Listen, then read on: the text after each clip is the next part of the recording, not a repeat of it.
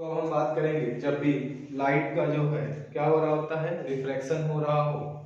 जब उसमें रिफ्रैक्शन में तीन मीडियम इन्वॉल्व हो, यानी कोई तीन माध्यम हो, तब जो अपवर्तनांक होते हैं उन तीनों माध्यमों के बीच या उन तीनों माध्यमों का जो अपवर्तनांक होता है उनके संबंध के लिए एक हम डेरिवेशन यानी एक हम सूत्र को स्थापित करेंगे। जैसे कि हम मान लें कि ये हमारा जो माध्यम है वो क्या है, एयर। हमने मान लिया कि कोई ये माध्यम है जो ये एयर है इसके ऊपर। उसके बाद क्या है हमारे पास, ये वाले मीडियम को हमने क्या कह दिया है, ये हमारा जो माध्यम है ये क्या है, वाटर है। यानी ये हमारा जो माध्यम है वायु है, ये हमारा पानी है।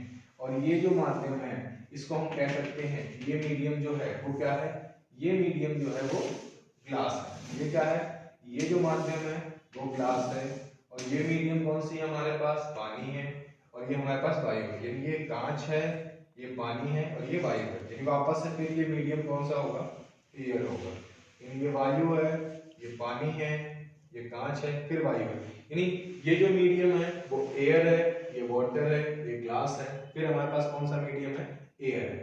तो हम सपोज कर लें कोई लाइट रे ट्रेवल कर रही है, कोई लाइट रे क्या कर रही है, ट्रेवल कर रही है पी क्यू। कोई लाइट रे इंसिडेंट हुई है, पी क्यू इंसिडेंट हुई है एयर वाटर सरफेस पे।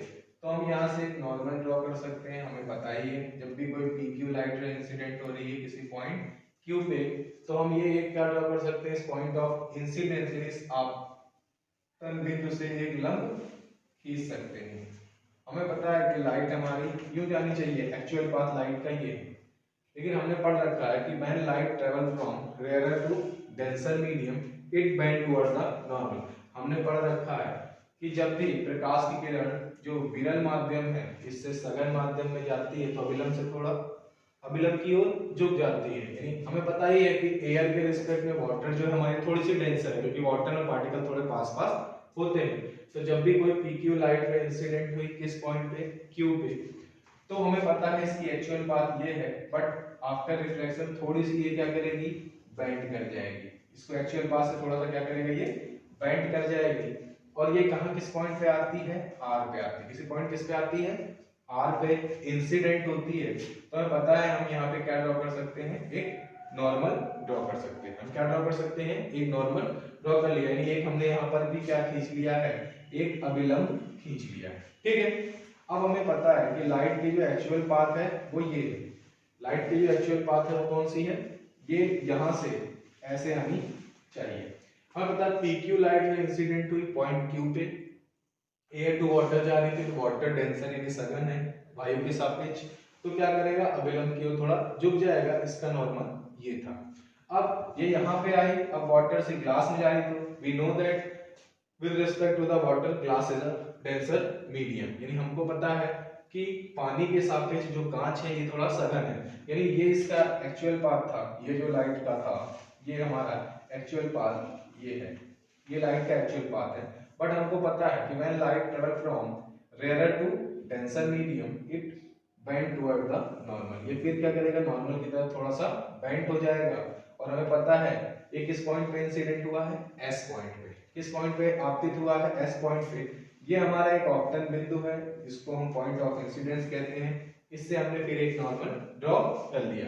अब हमें पता है अगर इसका रिफ्लेक्शन ना हो रहा होता तो ऐसे चली जाती, but we know that when light travel from denser to rare medium it become away from the normal. ये अवे फ्रॉम द नॉर्मल, यानी ये कहां पे आ गई, ये आफ्टर रिफ्लेक्शन ऐसे पास हो गई। यानी इतनी चीजें हमें पता है कि मैं light travel from air to water, water to glass, glass to air, and means यहाँ पर कितनी बार there is a 3 times reflection takes place. यहाँ पर 3 बार प्रकाश की अपवर्तन की घटना होती है। पहले कहां से कहां जाएगा, देखा जाए तो एयर से वाटर, यानी पी क्यू इंसिडेंट किस पॉइंट पे हुआ, क्यू पॉइंट पर आपतित हुआ। ठीक, उसके बाद क्यू से चलने के पश्चात यहाँ तक वाटर में आया, अब उसको ग्लास में एंट्री मारनी थी, तो ये रिफ्लेक्टेड रे जो है, यानी ये जो हमारा अपवर्तित किरण है ये वाटर और ग्लास वाले माध्यम के लिए है, यानी पानी और कांच के लिए आपतित किरण का काम करेगा, यानी इंसिडेंट रे है। और किस पॉइंट पे इंसिडेंट हुआ, आर पे। यहां से एक नॉर्मल खींचा, इसका एक्चुअल पाथ तो ये था, बट वी नो दैट कि जब भी light ray water to glass जाएगी, वाटर है rare medium with respect to the glass, पानी के सापेक्ष कांच जो है वो सघन माध्यम है, यानी जो वाटर के रिस्पेक्ट में ग्लास है वो डेंसर मीडियम है। तो सिंपल सी बात है, ये नॉर्मल की तरफ फिर बेंड हो गया और यहाँ तक आया, एस पॉइंट पे इंसिडेंट फिर आपतित हुआ है, तो एस से हमने फिर एक नॉर्मल खींच लिया, हमें पता है इसकी एक्चुअल पाथ ये थी, but when light travel from denser to rare medium it become away from the normal, और ये नॉर्मल से हमारा क्या हो गया, दूर हट गया, यानी ये हमारा एस टी यानी P Q R S T ये हमारा इंसिडेंट रे था। अगर आता तो ऐसे आता, तो हमने एयर में बनने वाले एंगल को हमने कह दिया भाई ये हमारा I1 है, क्या है, ये हमारा I1 है, इसको हमने कह दिया angle of incidence. We know that the angle between incident ray and normal is called angle of incidence. Again the angle between refracted ray and normal is called angle of refraction, इसे हम क्या कहते हैं, angle of refraction कहते हैं। The angle between refracted ray and normal is called angle of refraction, यानी अपवर्तित किरण तथा अभिलंब के बीच बनने वाले कोण को अपवर्तन कोण कहते हैं, और आपतित किरण और अभिलंब के बीच बनने वाले कोण को आपतन कोण कहते हैं। अब हमें पता है R1 अगर ये है तो ये वाला भी एंगल कितना होगा, R1 होगा। क्यों होगा R1, अगर ये हमारे पास R1 है तो ये भी R1 होगा। क्यों होगा, बिकॉज ये क्या है हमारे पास अल्टरनेट एंगल, इसे हम क्या कहते हैं, एकांतर कोण। जो ये R1 है तो ये भी हमारे पास क्या होगा, R1 होगा। ये कौन सा एंगल है, ये अपवर्तन कोण है, और ये हमारे इसके लिए ये एंगल ऑफ इंसिडेंस हो जाएगा। किसके लिए, जब हमारा लाइट ट्रेवल कर रहा है वाटर टू ग्लास, जब प्रकाश हमारा पानी से कांच में जाएगा तो उसके लिए ये R1 क्या हो जाएगा, एंगल ऑफ इंसिडेंस। अब जब लाइट ट्रेवल कर रही होगी वाटर टू ग्लास तो हमें पता है एक नया एंगल फॉर्म हो रहा होगा यहाँ पे कुछ R2। कौन सा फॉर्म हो रहा होगा, R2। इसे हमने नाम दे दिया एंगल ऑफ रिफ्रैक्शन। ये हमारे पास एंगल ऑफ रिफ्रैक्शन कितना है, R2। अब हम फिर देखें तो जब लाइट ट्रेवल करेगी ग्लास टू एयर, वापस से देखिए जब लाइट ट्रेवल करेगी ग्लास टू एयर तो यहाँ पे तो कोई एंगल बना नहीं है और ये एंगल ऑफ इंसिडेंस होता है, but we know that R2 ये है तो ये भी क्या हो जाएगा R2। क्यों, क्योंकि ये क्या है, अल्टरनेट एंगल। कौन सा एंगल है, अल्टरनेट एंगल, इसको हम कहते हैं एकांतर कोण। और वी नो दैट जो एयर में बनने वाला एंगल होगा वो कितना होगा, I1। जो एयर में बनने वाला एंगल होगा वो कितना होगा, I1 होगा। हमें पता है जो हमारा वायु में बनने वाला कोण कितना है, I1, तो यहाँ पे कोण कितना होगा, I1। यार I1 जो है वो एंगल ऑफ इंसिडेंस यहाँ, बट यहाँ एंगल ऑफ रिफ्लेक्शन है, but we know that I1 and I1 are same. ठीक, हमने बात करी सबसे पहले कि हमारा PQ इंसिडेंट रे था और QR रिफ्लेक्टेड रे था एयर से वाटर में जाने के लिए। तो हमसे अगर कोई पूछे तो हमने बोला ये जो है एंगल ऑफ इंसिडेंस है और ये एंगल ऑफ रिफ्लेक्शन है, यानी ये आपतन कोण है, ये अपवर्तन कोण। तो कोई पूछे अगर कि refractive index of water with respect to air, तो हम लिखेंगे व्हेन लाइट कहां से ट्रेवल कर रही है, light travels from air to water. जब पानी कहां से कहां जा रही है, पानी हमारी वायु से कांच में आ रही है, तो एंगल ऑफ इंसिडेंस की अगर हम बात करें, किसकी बात कर रहे हैं, एंगल ऑफ इंसिडेंस, तो हमारे पास एंगल ऑफ इंसिडेंस जो है वो कितना है, I1। और एंगल ऑफ रिफ्रैक्शन जो है, angle of refraction, angle of refraction जो है वो कितना है हमारे पास, R1। So the refractive index of water with respect to air क्या होगा हमारे पास, लिखने का तरीका होता है ANW, और ये कितना हो जाएगा, sine I1 upon sine R1 according to the Snell's law. यह किसके बराबर होगा, sign I upon sine R1, किसके नियम के अनुसार, स्नेल के नियम के अनुसार। हमारा एंगल ऑफ इंसिडेंस कितना है, I1, और एंगल ऑफ रिफ्लेक्शन कितना है, R1, यानी आपतन कोण हमारे पास I1 है, अपवर्तन कोण कितना है, R1। तब वायु के सापेक्ष जो पानी का अपवर्तनांक होगा ANW वो कितना होगा, sign I upon sine R1। ये हमारा हो गया इक्वेशन 1। अब हम अगर बात कर लें, अब लाइट ट्रेवल कर रही है, light travels from water to glass. जब लाइट कहां से ट्रेवल कर रही है, अब प्रकाश हमारी चल रही है पानी से कांच में, प्रकाश कहां जा रही है, पानी से कांच में, तब एंगल ऑफ इंसिडेंस की बात कर लें अगर, एंगल ऑफ इंसिडेंस, तो ये कितना हमारे पास दिख रहा है r1, और एंगल ऑफ रिफ्रैक्शन की बात करें अगर, रिफ्रैक्शन की, तो हमें पता है ये कितना हमारे पास है r2। अब हम लिख सकते हैं रिफ्रैक्टिव इंडेक्स, किसकी रिफ्रैक्टिव इंडेक्स की बात करी हमने, refractive index of glass with respect to the water, water के रिस्पेक्ट में ग्लास का रिफ्रैक्टिव इंडेक्स की बात करें तो हमें पता है WNG इज इक्वल टू क्या हो जाएगा हमारे पास, यहां से देखें तो ये एंगल ऑफ इंसिडेंस यानी स्नेल के नियम से ये sin r1 ऊपर होगा, और ये एंगल ऑफ रिफ्लेक्शन है तो ये कितना हो जाएगा sin r2, ये इक्वेशन 2 हो जाएगा हमारे पास। ये जब लाइट ट्रैवल करेगी वाटर से ग्लास तो refractive index of glass with respect to water यानी कांच का अपवर्तनांक मतलब पानी के सापेक्ष कितना हो जाएगा sin r1 upon sin r2। तो अब फिर बात करते हैं when, अगेन बात करते हैं when light travels from glass to air, then अगर हम बात करें refractive index of glass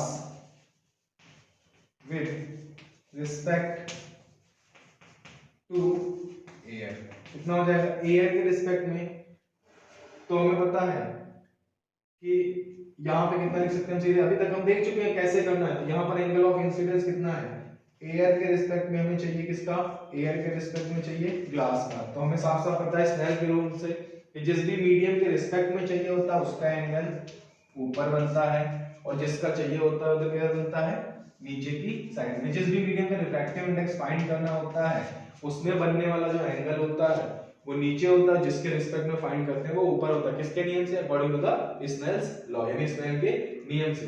तो अभी हम देखें तो फ्रॉम, अगर देखें from equation 3 and 1, equation 1 becomes, या बोल सकते हैं सॉरी कि from equation 3 and 1 equation 2 becomes, तो ये क्या हो जाएगा हमारे पास from equation 3 and 1 equation 2 becomes, तो ये लिखा है हमारे पास WNG। यहां से देखें तो हम sin r1, यहां से देखें तो sin r1, तो हम sin r1 की जगह क्या रख सकते हैं, अगर यहां देखें तो sin r1 किसके इक्वल हो जाएगा sin i1 upon a and w, किसके बराबर होगा sin i1 upon a and w, और नीचे क्या आएगा हमारे पास, यहां से देखें अगर sin r2 यानी sin r2 की वैल्यू अगर फाइंड करें sin r2 तो वो हो जाएगा हमारे पास फिर sin i1 अपॉन में, क्योंकि ये इधर चला जाएगा और ये इधर चला जाएगा, कितना हो जाएगा a एंड g, यानी w एंड g की बात करें तो हो जाएगा हमारे पास sin i1 upon a and w into a and g upon sin i1, sin i1 से sin i1 कट जाएगा और w and g is equal to क्या हो जाएगा a एंड g अपॉन में a एंड w। ये 3 mediums के refractive index के बीच का रिलेशन है, ये 3 माध्यमों के अपवर्तनांक के बीच में संबंध है। यहाँ पर हम देख रहे हैं कि अगर वाटर के रिस्पेक्ट में ग्लास का पूछेंगे तो हम एयर के रिस्पेक्ट में ग्लास वाले को ऊपर रखेंगे और एयर रिस्पेक्ट में वाटर वाले को नीचे रखेंगे। यही अब फिर वापस से बात कर लें तो हमें पता है जब लाइट ट्रैवल कर रही होगी कहां से कहां, when light travel from air to water, I1 is the angle of incidence and R1 is the angle of refraction. So according to Snell's law, यानी स्नेल के नियम से क्या हो जाएगा, refractive index of water with respect to air यानी वायु के सापेक्ष पानी का जो अपवर्तनांक होगा वो sin I1 upon sin R1 हो जाएगा। इसी प्रकार व्हेन लाइट ट्रैवल कर रही थी वाटर से ग्लास में तो उन्होंने बताया था ये R1 है, ये भी R1 हो जाएगा अल्टरनेट एंगल, बट ये यहाँ पर एंगल ऑफ इंसिडेंस यानी आपतन कोण होगा, और ये R2 हमने मान लिया क्योंकि वाटर के रिस्पेक्ट में ग्लास ज्यादा डेंस है, क्योंकि वाटर के सापेक्ष जो कांच है वो सघन ज्यादा है, तो ये कितना थोड़ा सा और बेंड कर गई है तो ये R2 है। तो ये एंगल ऑफ इंसिडेंस R1 हो जाएगा, angle of refraction R2। Then refractive index of glass with respect to water, Snell के रूल के अकॉर्डिंग में कांच का अपवर्तनांक पानी के सापेक्ष sin R1, क्योंकि angle of incidence sin R1 है, एंगल ऑफ रिफ्रैक्शन कितना है R2, तो sin R1 upon sin R2, ये इक्वेशन सेकंड। अब हम सपोज करें लाइट ट्रैवल कर रही है, भाई दिख रहा साफ साफ सबको, glass to air, light travel कर रही ग्लास टू एयर, यानी डेंसर टू रेयरर जा रही है। इट मींस ये R2 है तो ये भी R2 हो सकता है, alternate angle, and also this is a angle of incidence in a glass air refraction, यानी जब भी प्रकाश कांच से वायु में अपवर्तित होती है तो ये क्या है, आपतन कोण है, और ये कौन सी कोण है, अपवर्तन कोण है। अब यहाँ पे थोड़ा हमने अलग करा है कि refractive index of glass with respect to air, तो वी नो दैट जिस भी मीडियम का रिफ्रैक्टिव इंडेक्स फाइंड करना होता है उसमें एंगल क्या होता है, हमेशा नीचे। तो sin R2 इस वाले मीडियम का रिफ्रैक्टिव इंडेक्स फाइंड कर रहे हैं, इसके रिस्पेक्ट में यानी sin I1 upon sin R2, यानी हमारे पास 3 इक्वेशंस यानी 3 समीकरण आए हमारे पास। A and W is equal to sin I1 upon sin R1, W and G is equal to sin R1 upon sin R2, A and G is equal to sin I1 upon R2। अब अगर हम बात करें from equation 3 and equation 1 equation 2 की बात करें, इसकी from equation 3 from equation 1 equation 2 की बात कर लें तो हमारे पास क्या आता है, देखिए ध्यान से, W and G गिवन है, यहां से अगर देखें sin R1 को अगर हम इधर भेज दें तो sin I1 अपॉन कितना हो जाएगा, A and W, और यहां देखें sin R2 को अगर इधर हम भेज दें तो sin I1 upon A and G, हमने पुट कर दिया कि sin R1 की जगह sin I1 upon A and W और sin R2 की जगह sin I1 upon A and G। इसको हम देखें तो sin I1 upon A and W into A and G upon sin I1, sin I1 से कट जाएगा, बचे कितना A and G upon A and W, और W and G यानी refractive index of water with respect to glass कितना आ जाएगा, refractive index of glass with respect to air upon में refractive index of water with respect to the air. ये तीन माध्यमों के अपवर्तनांक के बीच में संबंध है। This is the relation between the refractive index of 3 mediums.